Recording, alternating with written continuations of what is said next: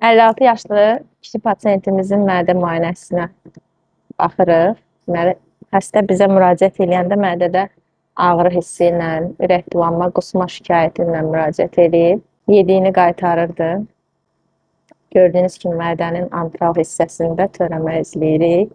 12 barmaq bağırsağın girişini hətta tutubdur. Çox çətinliklə 12 barmaq bağırsağı keçə bilirik.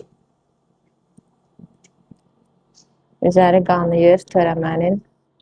İndi bu törəmədən biz biopsiya götürəcəyik, diaqnozumuzu dəstəkləmək üçün.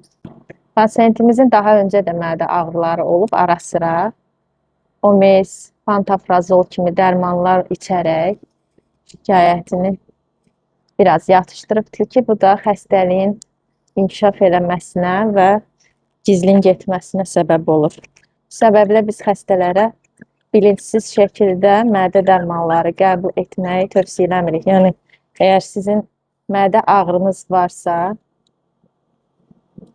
mədə dərmanı içmək yerinə mütləq şəkildə endoskopik müayinədən keçin ki, həkim sizə diaqnozunuzu təyin eləsin. Daha sonra müalicəyə rahatlıqla başlaya bilərsiniz. Çünki biz bəzən xəstələr bizə gələndə deyir ki, doktor, müalicə yaz, mədə ağrılarım keçsin, amma müayinə olunmaq istəmirəm.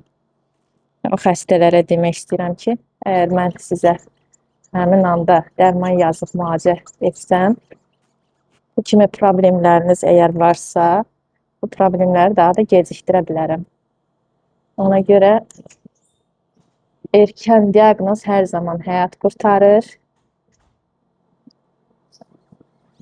Müayinələrinizi gecikdirməyin. Son dövrlər, yəni xəstələrdə mədə şikayəti olmasa belə çox ciddi problemlərə rastlayırıq. Böyük ölçüdə yaralar, poliplər, törəmələr görürük. Vaxtında müayinə olunun. Sağlam olun, sağlamlığınıza dəyər verin.